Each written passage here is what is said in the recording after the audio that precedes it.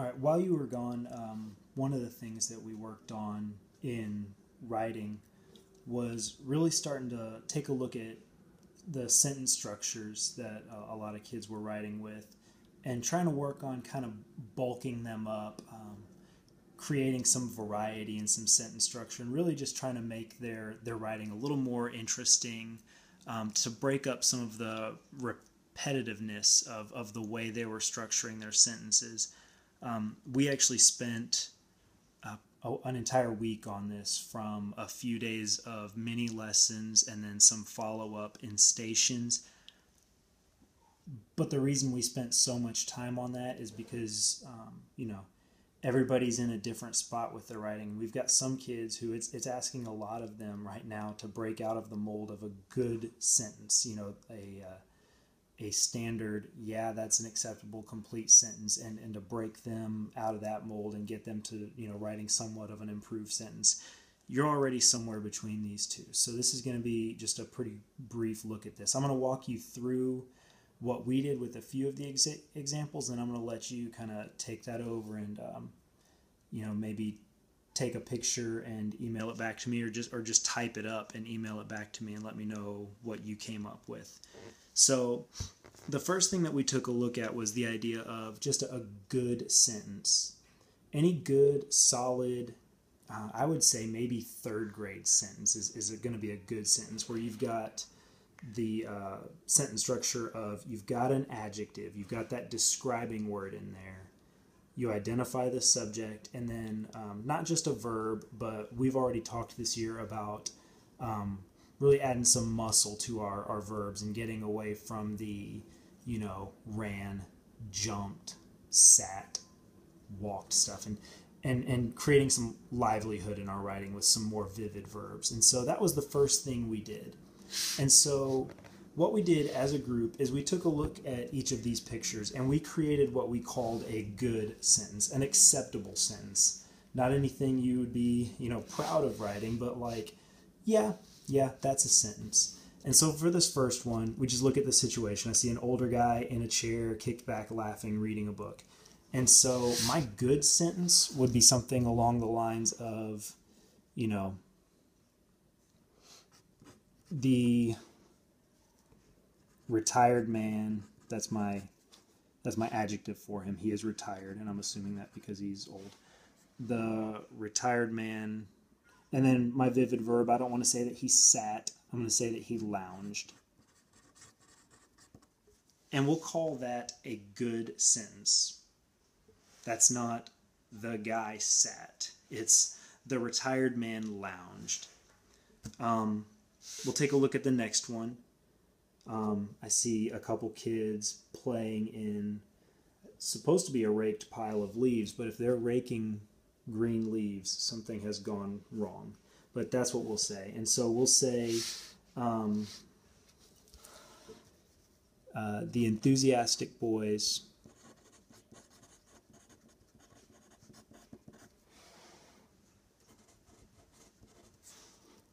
and we can just say played, because we're gonna ramp that up in just a minute. And then I'll look at this third one, and then we'll get to what we can do to improve that from a good to a better. So I see two young school kids, looks like they might be in some kind of school uniforms, balancing on a seesaw. And so that's what I'll say for my good sentence. And you know what? Let's even make an assumption that is something they're not supposed to be doing. So for my good sentence, I'll say what kind of kids? Let's say rebellious. The rebellious children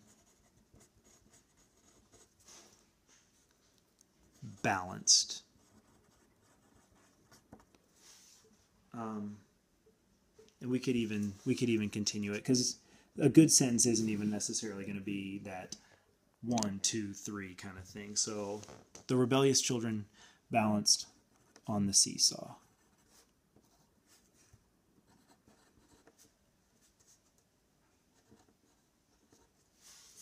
Okay. Then what we did is we took a look at just different details that we could add to improve the writing. So, yes, the retired man lounged. Well, let's think of ways that we could not just make the sentence longer, but provide more detail, make it more engaging, give it some more thought. So when did he lounge? Well, he lounged, after a hard day's work.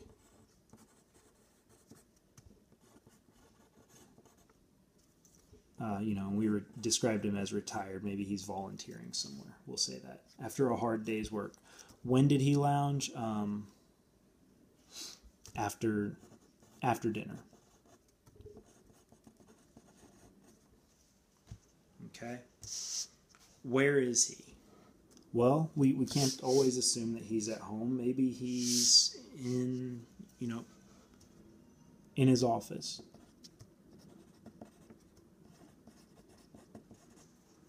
Or in a hotel lobby.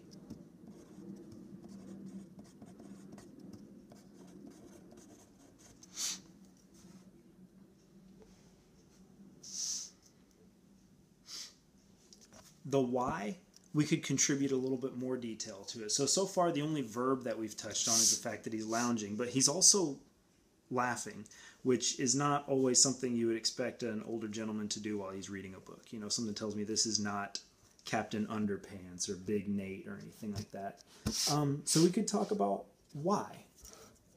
Why is he laughing so hard? Why? Because the joke was hilarious. Or the story was hilarious.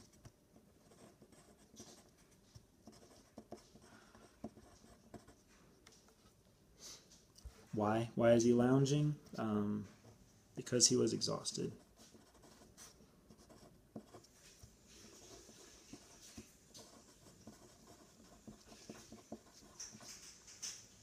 Okay, and we're going to flip this. I've got two more things to add to it that we flipped over to the back.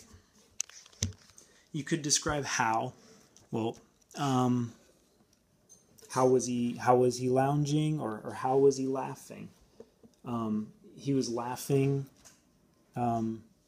say out loud. He was laughing hysterically.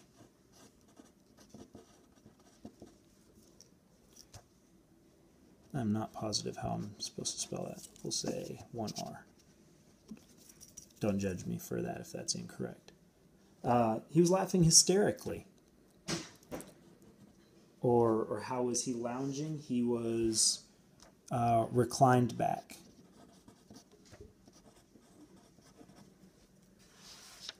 And then doubt. Doubt's a fun one to add because you can get a little bit more creative with the doubt and how we're going to use that, especially as it comes from going from a better sentence to that best sentence that we're going to talk about. So the doubt, so we talked earlier about maybe he's lounging, after dinner. Doubt. He was lounging,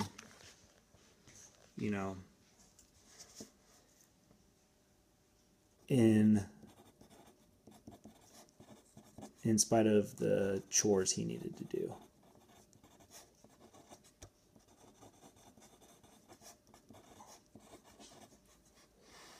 Or, he's still sitting in the chair reading, laughing hysterically. Create some doubt, some opposition to what he's doing. Why, what's wrong with what he's doing? Well, he's doing all of those things, even though it's midnight.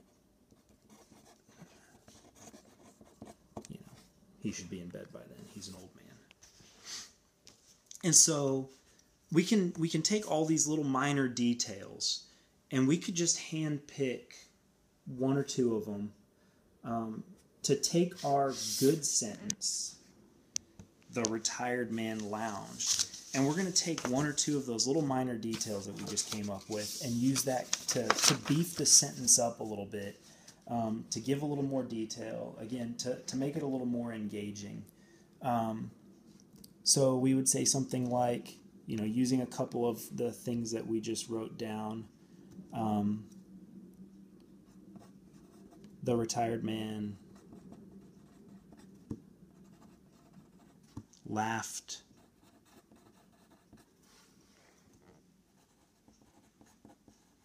hysterically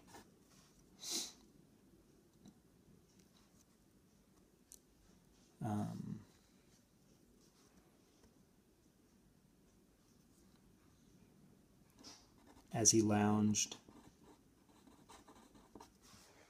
after work.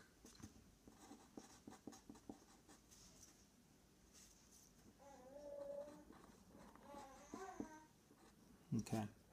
And so we just took our good sentence, and all we've done is we've gone from very little detail, that adjective, subject, vivid verb setup, and we've added some details, just, not necessarily to make the sentence longer, but to provide more detail, to give more of a mental picture. Maybe a little bit of imagery could start to be pulled into this. You talk about the type of chair he was in, again, the way he was laughing. Maybe describe the type of book he's reading to justify what's going on here. The best sentence, all that means is we don't actually have to go back and look for any more detail. What we're going to do in going from our better sentence to our best sentence is we're going to look for a way where we can shuffle up the structure of the sentence. Because essentially right now it's still in that adjective, subject, vivid verb setup. So the way we take that from a better sentence to a best sentence is we look for a way to provide some variety to our sentence structure. That's a big part of what every writing rubric you've seen since last year has asked of you. The 4th grade STAR writing rubric, the 7th grade STAR writing rubric are going to both point out and ask you for a strong understanding of a variety of sentence structures. They want to know that you can do something besides the man sat, then the man went to the store, which is obviously not the way you write right now. And again, it's just a way of taking maybe where you and some of your classmates are right now, which is very much in this better category. There are only a few of you that I've seen a lot of changes in sentence structure and some really strong variety from. So the way we do that is we just go back and we revisit this sentence. The retired man laughed hysterically as he lounged after work. And all we're going to do is we're going to almost like segment that, and we can shuffle around the pieces, and that kind of oversimplifies it, but it really can be about like that. So, for example, the way this is going to work, I'm going to take the end of our sentence, and I'm just going to shift it to the front so we can get away from, again, the adjective, subject, vivid verb setup that we've got at the beginning. And maybe I'm going to take my my when and put it at the beginning. Or maybe I'm going to take my vivid verb and start with that at the beginning. So my best sentence isn't going to change that much with the information, but the order is going to make it just a variation of sentence structure and a little more engaging, a little more interesting. So I'm going to say, lounging after work. And you got to involve a comma there because we're going to transition from, we've given our setting, comma, and then we need to provide the rest of the information. Lounging after work, the retired man laughed hysterically.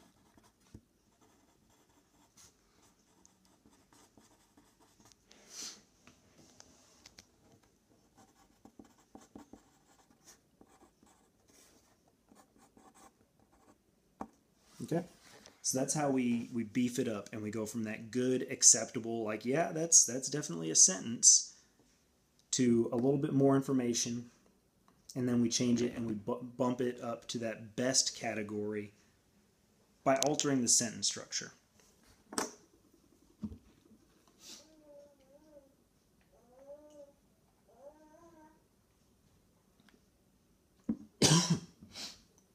All right, so let's take a look at one of the other ones. I'm going to skip this one, and I just saw my timer is at 15 minutes, and that's a long time to make you listen to me and show you these goofy little pictures. So I'm going to skip down to this one because I think we can get a little bit more interesting with that.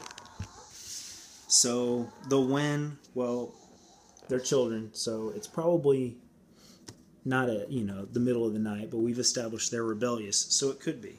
But we'll say when, well, they're breaking a rule probably, so I'm going to say when their teacher wasn't looking.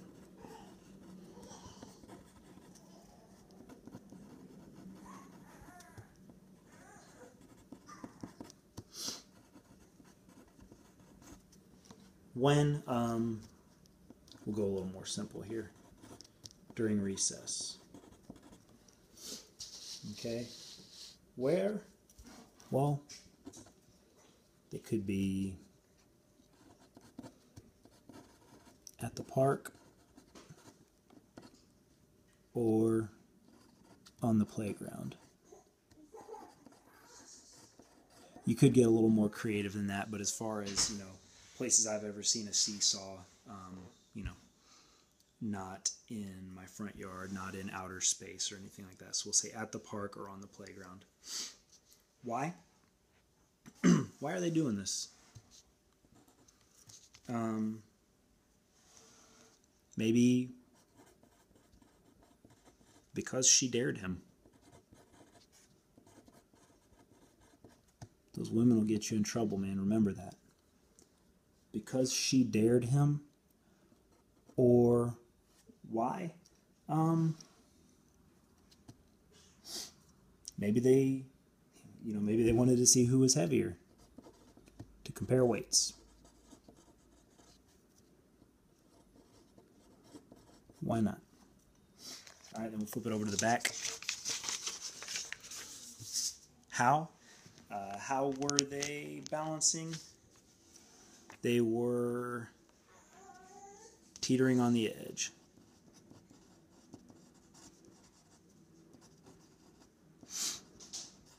Or you could even say, how were they balancing? They were balancing themselves dangerously.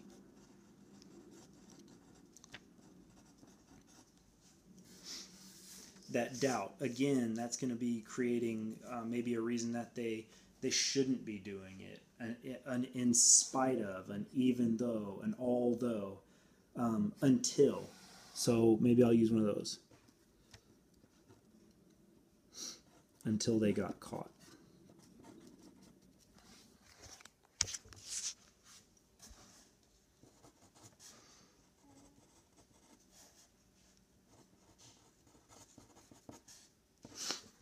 Or, like I said a minute ago, even though it was against the rules.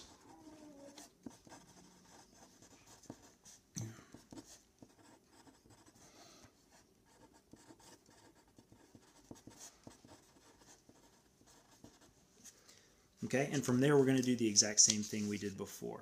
We're going to use those little pieces of information to beef this up from, what's already a pretty substantial sentence, the rebellious children balanced on the seesaw. And let's find maybe just one more piece of information we can add to make this better. I'm going to use that doubt. I'm going to put, the rebellious children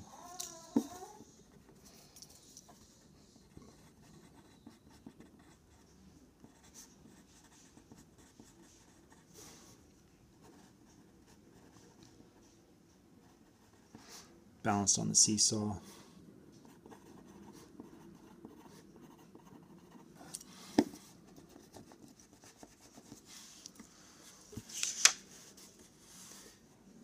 Even though it was against the rules.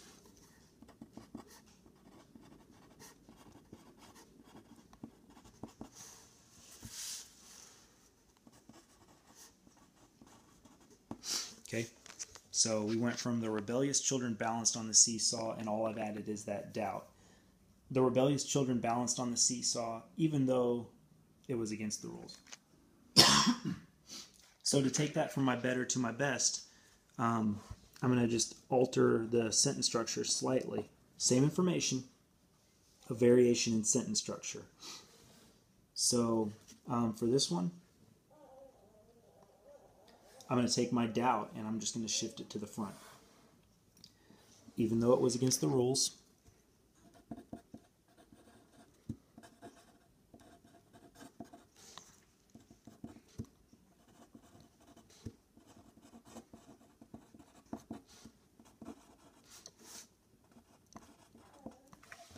comma.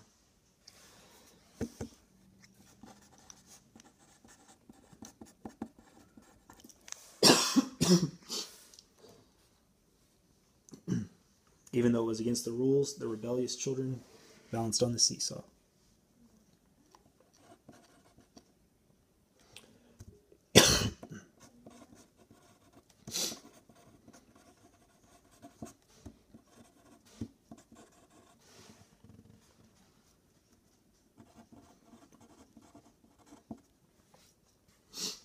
There are other things you can do to alter the structure. It doesn't just have to be take the end and move it to the beginning. Like I showed you with that first one, it could be taking the verb and moving it to the beginning.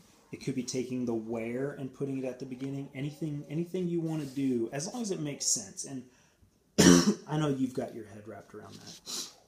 The enthusiastic boys played. Well, how are they playing? They were exploding out of the leaves. That's how. So you could give a better sentence. The enthusiastic boys played by bursting out of the pile of leaves. And then you could alter that structure for a best sentence. Bursting out of the pile of leaves, the enthusiastic boys played even though there was more work to be done. Or, even though it created more work for them to do, the enthusiastic boys exploded out of the pile of leaves. There's a lot of different ways you can shuffle it up. So why don't you just take a look at this sheet that I sent the attachment of. See if you can take these and provide a little bit more detail, and then flip it around into a sentence that's got a different structure than you would typically come up with, or that you would expect out of a fifth grade writer. It's not a new trick or a new gimmick where you would want every single sentence in your writing to have this kind of variety of structure. Because then you're back at square one, where somebody's going to read your paper and be like, okay, so this kid learned one trick and now that's all they'll do. So this is just a tool for a tool bag for an already solid writer. So give it a shot. Like I said, take a picture of what you've written, or just type back a few things in an email to me, and let me know what you think about this. And also, if you have any questions, let me know, and I'll talk to you soon.